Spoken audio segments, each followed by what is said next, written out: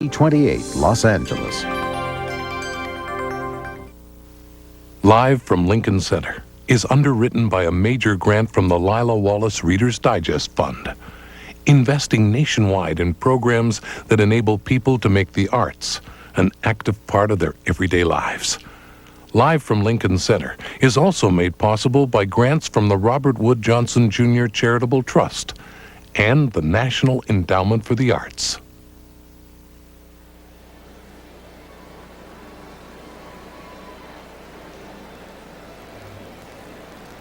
Live from Lincoln Center, another in the series of live broadcasts from the stages of Lincoln Center for the Performing Arts in New York City. This is Martin Buxpan. Tonight, the New York Philharmonic in a program of Mendelssohn and Mahler. Music director Kurt Masur conducts the orchestra, and violinist Sarah Chang is the guest soloist. This concert is being broadcast live from Avery Fisher Hall. Now, backstage, here is our host, Hugh Downs. Good evening and welcome. It's a little after 8 o'clock on a warm spring evening, and there's a little spring in the air here backstage as well. Sarah Chang, who's only 14 years old, is preparing to go on stage with Maestro Kurt Masur to perform one of the loveliest of all violin concertos, the Mendelssohn Concerto in E minor. Tonight she returns to the scene of her debut with the New York Philharmonic, which she made at the age of 8. After intermission, Maestro Masur will lead the New York Philharmonic in a performance of one of Gustav Mahler's most energetic and extroverted works, the First Symphony in D. Before the concert begins, let's take a look at something that fascinates and puzzles many of us. By most standards, Sarah Chang is still a child, and yet she's able to express the most profound musical moments of some of our most brilliant and grown-up musical minds. Now, there's something galvanizing about watching a child performing mature music as well as an adult. A true prodigy like Sarah, playing with such a pure identification, both with the music and the composer, may give some of us an idea of what it must have been like to hear Mozart play. It leaves us asking in amazement, how can someone so young play so well?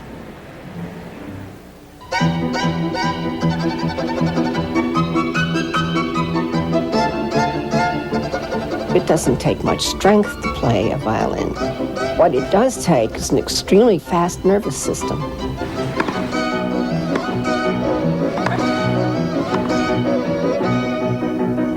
Every normal human being begins to walk about the age of 1, throw about the age of 2.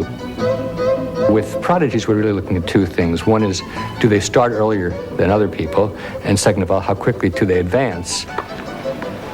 Even if the child doesn't start earlier than other kids, the child has a spurt so that within a year or two, he or she is years beyond other kids. These are just very, very gifted children who are tremendously aware of their own bodies. They're aware of their bodies in movement. They're aware of timing, just to a greater extent than the average. I've tried to be a great musician, not to be like someone or try to be a famous violinist, but to be a great musician. And the audience is an important part of that because they help you be who you are. And if they come together and you can feel their presence and that they're enjoying your concert, then I think that's when you've reached your goal. Imagination is an essential tool because what imagination is the ability to imagine lots of things. See, if you can't imagine things, you only have one choice.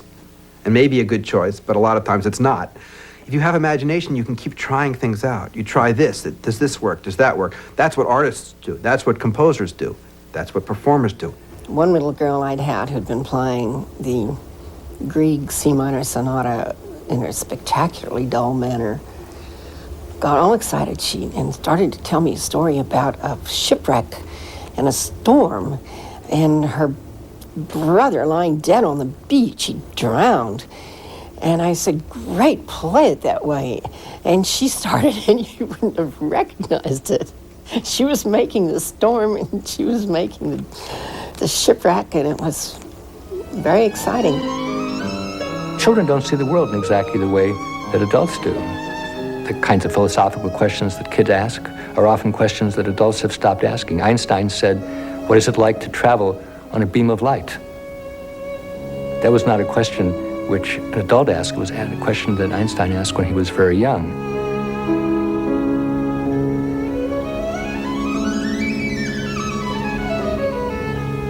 An artist always should keep a piece of his childhood in his pocket. Otherwise, he will be unable to have the convincing naivety for a lot of the performance.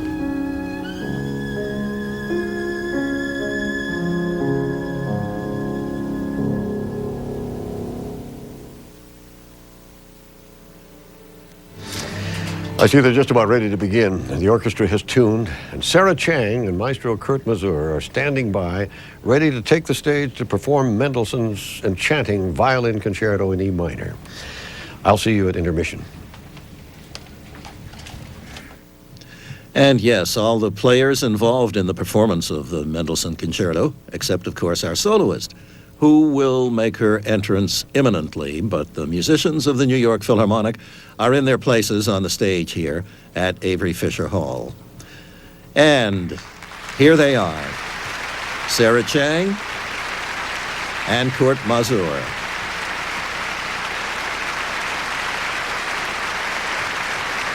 Miss Chang has been playing the Mendelssohn Concerto with a number of orchestras recently, and this performance with the New York Philharmonic is the culmination of that series.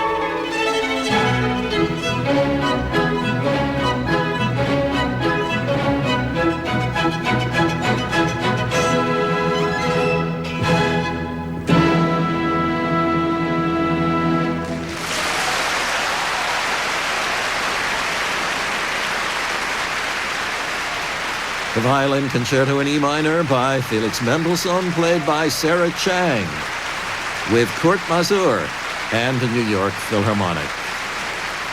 And I'm sure you noticed all through the performance the glances that Sarah Chang directed at Maestro Masur, sometimes punctuated with a smile, and of course, the great big broad smile at the conclusion of the performance. Sarah Chang made her, I guess, official orchestral debut with the New York Philharmonic when she was 8, with Zubin Mehta conducting. And there are flowers handed up from the floor of the auditorium. Sarah Chang and Kurt Masur have performed together previously with Mr. Masur's other orchestra, the Gewandhaus Orchestra of Leipzig.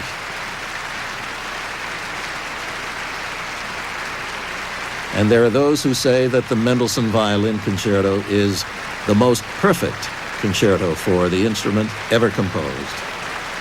A perennial favorite of both violinists and audiences. And again, Sarah Chang recalled by the audience with Kurt Masur applauding vigorously.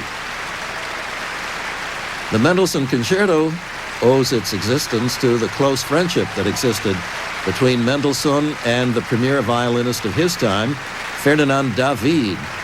And as a matter of fact, just by coincidence, the two of them, Mendelssohn and David, were born in the same house in Hamburg, 1 year apart.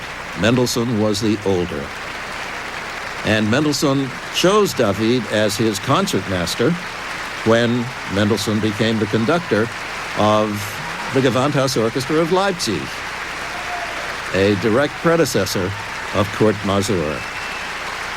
Sarah Chang, again at the front of the stage, bowing, turning to the players of the New York Philharmonic to acknowledge their applause.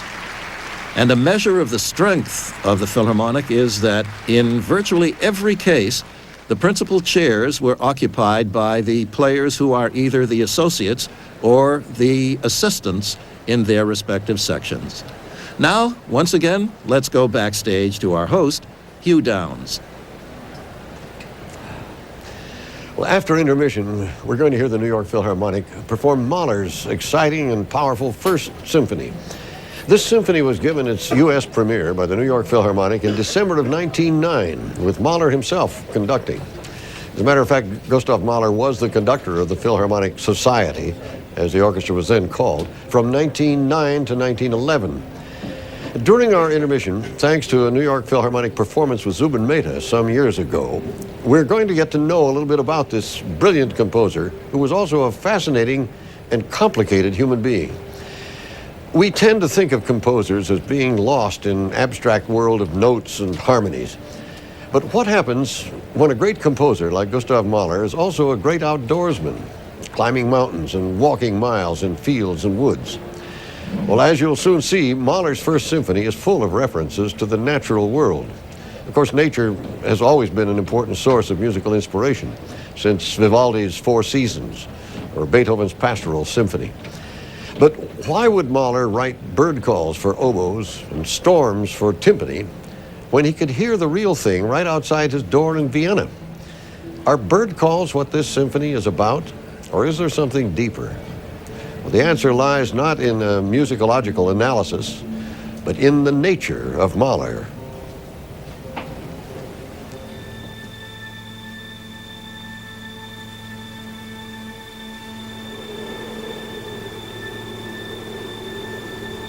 I have no doubt that somewhere in Mahler's consciousness were sounds of nature, as well as experiences of nature, things that he had seen, walks that he had taken, mountain ranges he had looked at.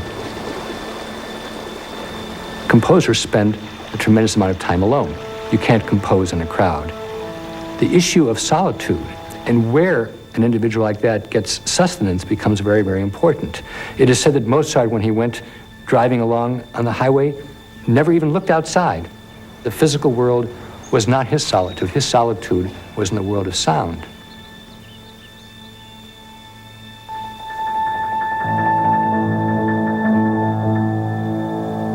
It's just, nothing's happening. It's something in the beginning, is now, and forever shall be. You create a sense of a world. It's always been there since the beginning of time. It's there now, it will always be there. You should imagine that this piece starts with a daydream. Maybe still sleeping, maybe hearing something, but you cannot identify it. The first violin's playing this very high harmonic. You have the seconds playing, and you have the cellos. So you have this array, this spread, setting up this atmosphere. Then you have the winds coming in. Could be birds that he's depicting, or the wind.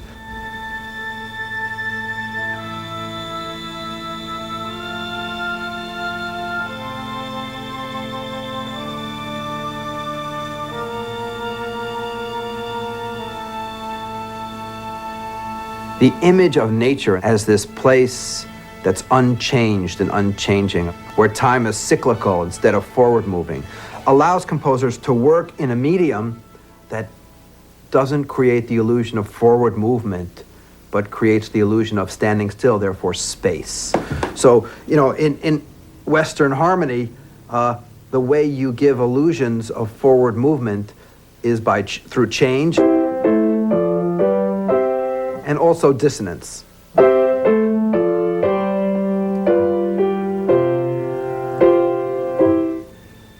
But if you just go,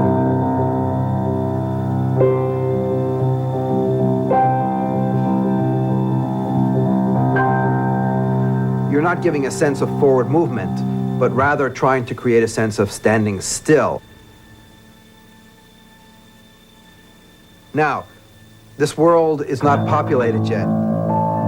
It will become populated. It'll become populated by cuckoos. It'll become populated by folk songs.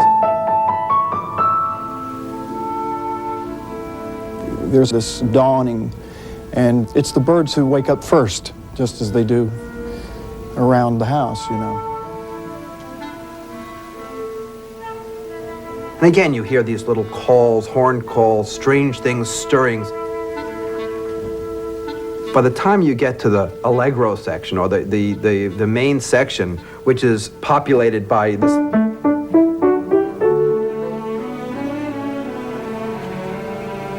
there's another kind of nature. And this natural world is inhabited by human beings.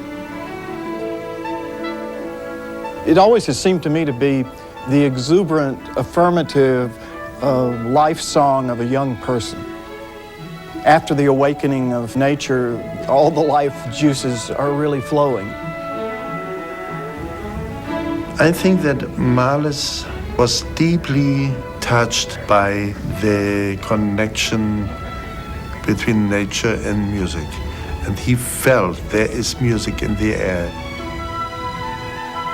But as he worked on it more and more, that original impetus kind of faded away, and you have a much more abstract work of music, which you hear in terms of the shapes of moods rather than a particular character or a particular mood.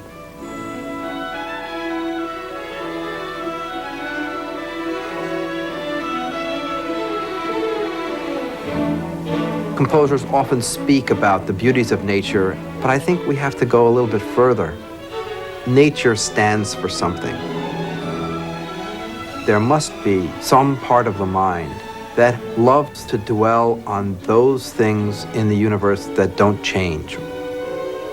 The only way to live forever is to ally yourself with the cycles of nature. Mahler never forgot what men should try to achieve in their life. I think he was always aware on each day that it can be the last day of my life. How do I use it?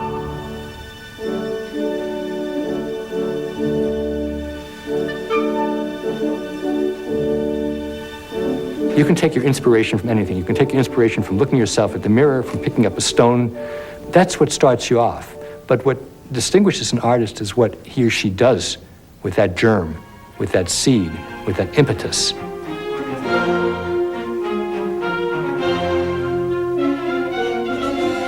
He understood you don't have time to make separate images for everything you want to suggest.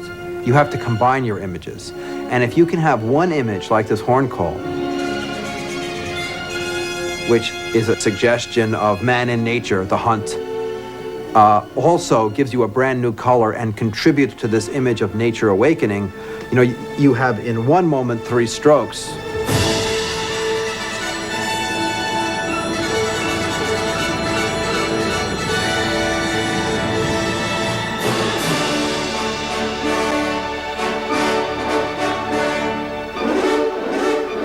Nature may have left Mahler's consciousness by the time he put his finishing touches on the movement or indeed on the symphony, and that's fine because if we revisit the piece again and again, we have other kinds of entry points. Some of us are going to continue to think about it more in a natural way. Others are going to be humming the melody. Still others are going to get involved in the titanic cosmic aspects. Now I make a very important and that everybody feels is a finished sentence.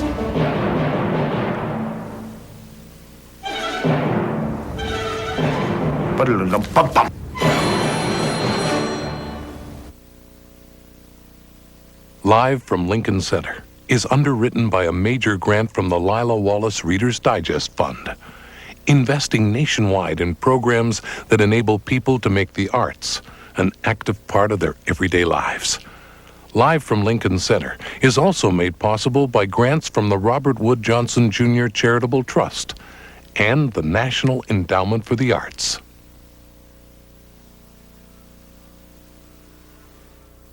I'm Billy Goldfuss, a member of America's largest minority, people with disabilities. No one would give me a job, so I co-produced a film about the disability civil rights movement. It's about a lot of smart, talented, angry people fighting for the things everyone else takes for granted. And Billy broke his head. It ain't exactly your inspirational cripple story. Friday at 9 on KCET. Memorial Day.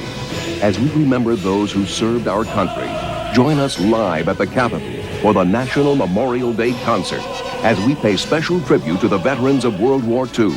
Our guests, General Colin Powell, George Clooney, John Denver, Charles Durning, Rod Steiger, host Ossie Davis, and Eric Kunzel conducting the National Symphony Orchestra. See it Sunday at 7:30 on KCET.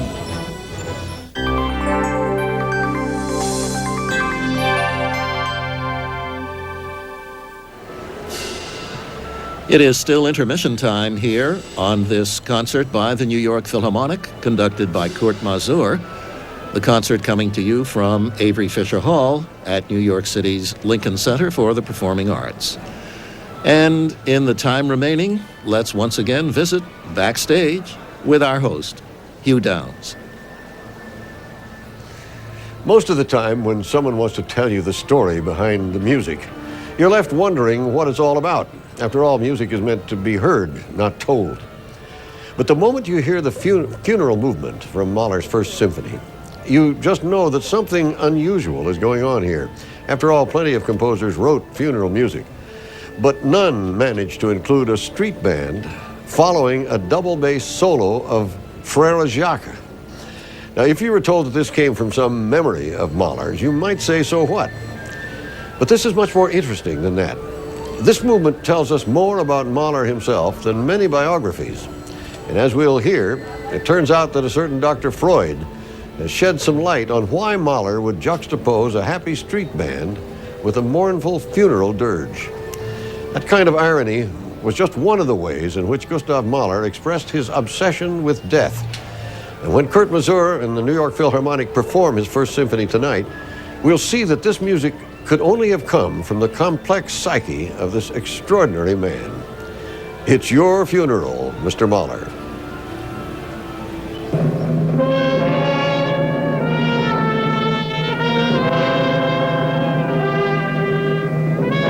The convention in Western music for a funeral march is that it's relatively brief, it's slow, it's in a minor key.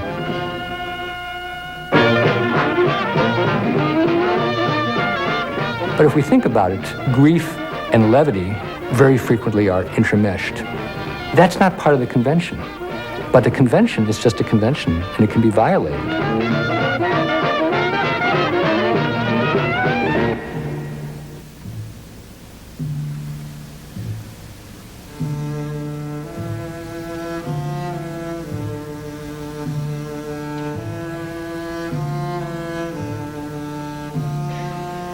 I think one of the things we learn about Mahler from listening to this piece is just how crazy he was, but not bad crazy, how brave he was, how much courage he had to write something that was bizarre and ironic and peculiar in a way that almost no piece had been.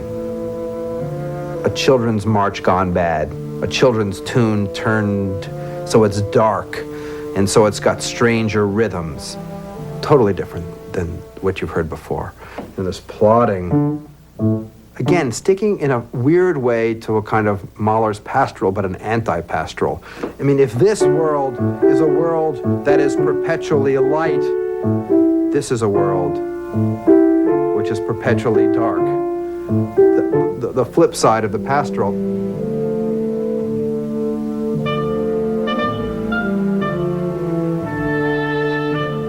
The solo oboe is in contradistinction to the mood of the beginning with its solemnity.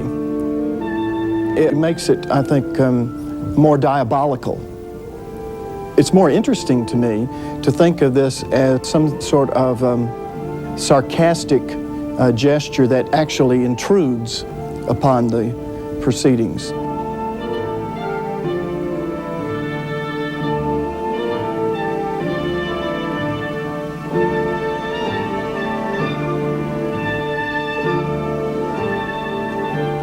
It's puzzling, it's exciting, and it's extraordinary.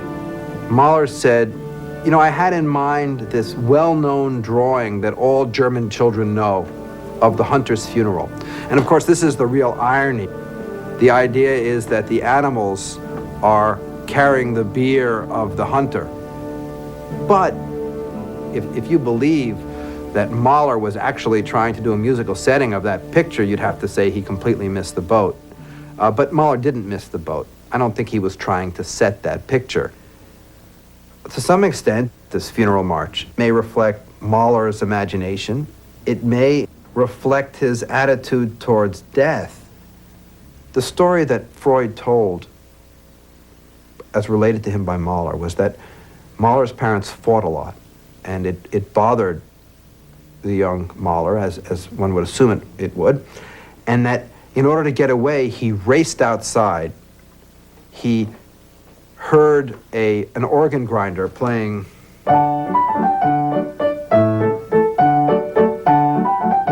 And from that moment, realized that music and pain and love and death were all kind of part of the same experience. I think that Mahler had a very complex and rich mind, and he was very affected by things, personal losses of his siblings when he was young, woman that he loved, his parents at a fairly young age. The opening alone would make it extraordinary. But we have the most peculiar interruption. As the funeral seems to die out, again, suggesting motion, suggesting a particular kind of plodding motion, we suddenly get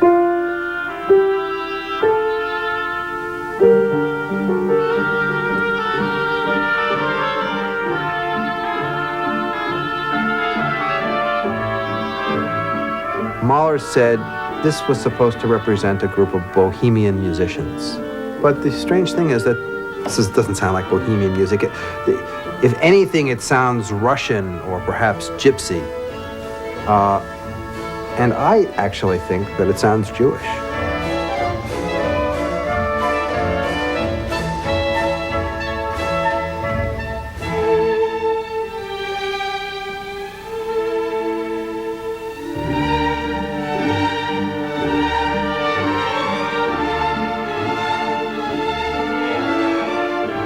It may reflect his attitude towards death, but it is peculiar because, you know, in a sense, in this funeral march, not even death has its dignity.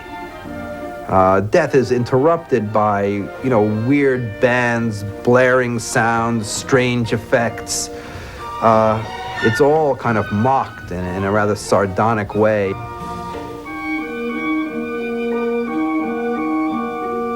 Taking what would otherwise be a bright children's song in a major key and turning it dark shows a kind of introverted, kind of conflicted nature.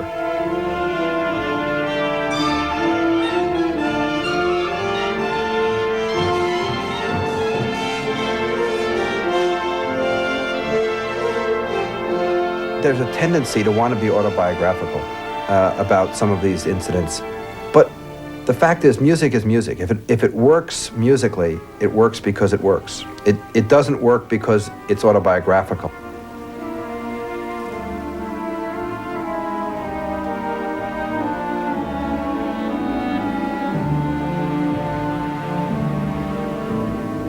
Each of these experiences etched themselves onto his soul and his consciousness. He was looking for ways in which to work out those things. Composing was one way, conducting was another, writing poetry was a third, having love relations with other people was another. And I don't think for Mahler that these things were substitutable for one another. I think they combined to make him into a very complex, in a sense, very modern kind of man.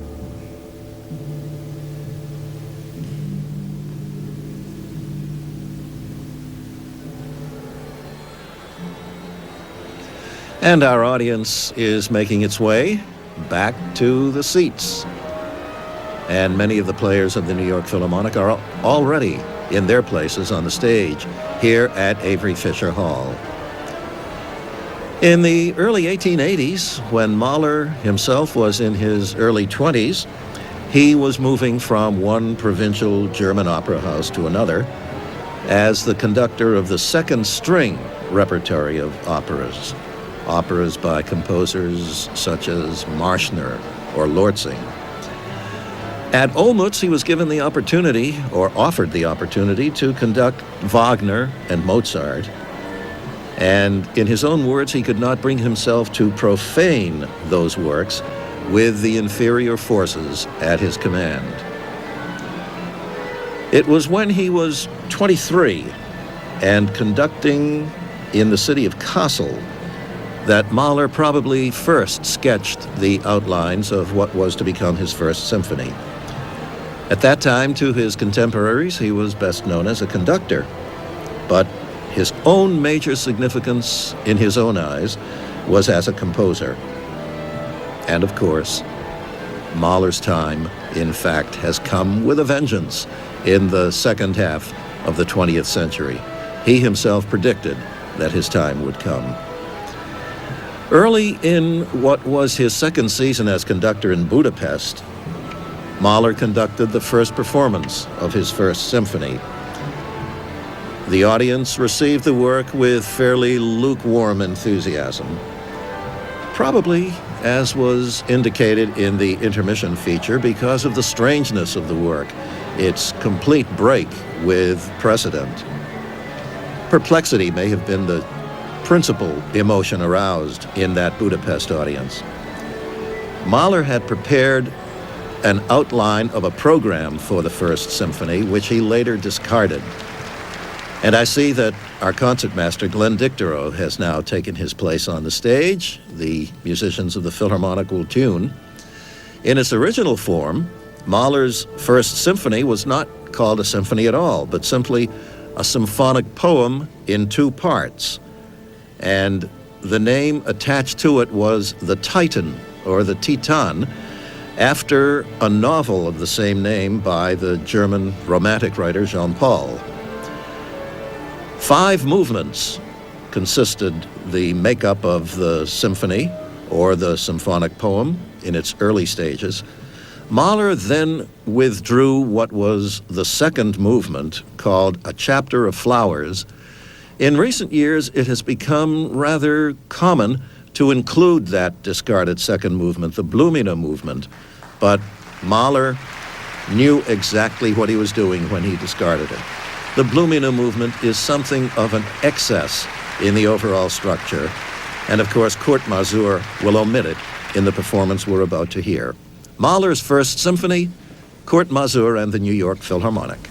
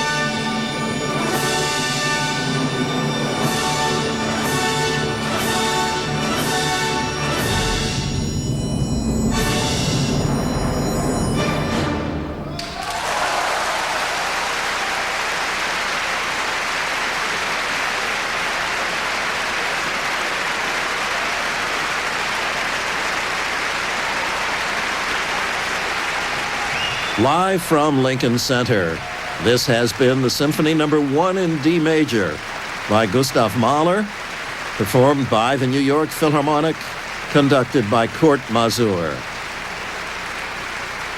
And as you can hear, the audience assembled here in Avery Fisher Hall is awarding our players and Maestro Masur a real ovation. The New York Philharmonic is America's preeminent Mahler orchestra. Mahler himself was music director of the Philharmonic in the years 1909 through 1911. And subsequently, beginning in the 1940s, actually going back to the 1920s, when Willem Mengelberg was the principal conductor of this orchestra. Mengelberg was a great champion of the music of Mahler. And then in the 40s, Bruno Walter and Dmitri Mitropoulos in the 50s. And then Leonard Bernstein and the cycle of Mahler symphonies that Bernstein conducted in 1960. The centenary of Mahler's birth is credited really with sparking the Mahler revival of our times. Mr. Masur motions for several of the principal players of the Philharmonic to rise, acknowledging their solo performances during the course of the symphony. Live from Lincoln Center is presented and produced by Lincoln Center for the Performing Arts Incorporated, one of the country's leading performing arts organizations. Lincoln Center for the Performing Arts Incorporated produces and presents more than 300 performances annually through such series as Mostly Mozart, Jazz at Lincoln Center, Serious Fun, Great Performers, and Lincoln Center Out of Doors. All of them complementing the offerings of the constituent members of the Lincoln Center family.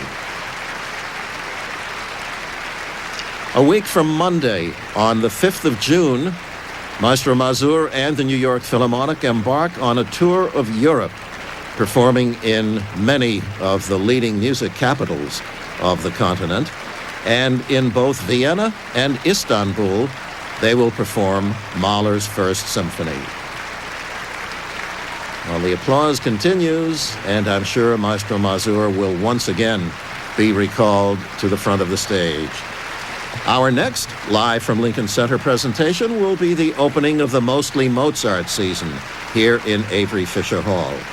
That broadcast will be on the 25th of July, but I caution you, check your local stations for their time and the date of broadcast.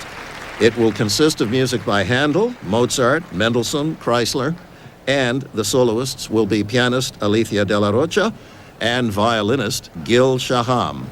That's Tuesday, July 25th, the opening of Mostly Mozart here at Avery Fisher Hall.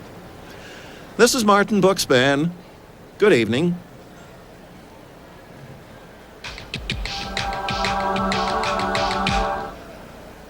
Live from Lincoln Center was underwritten by a major grant from the Lila Wallace Reader's Digest Fund, investing nationwide in programs that enable people to make the arts an active part of their everyday lives. Live from Lincoln Center was also made possible by grants from the Robert Wood Johnson Jr. Charitable Trust and the National Endowment for the Arts. This is PBS.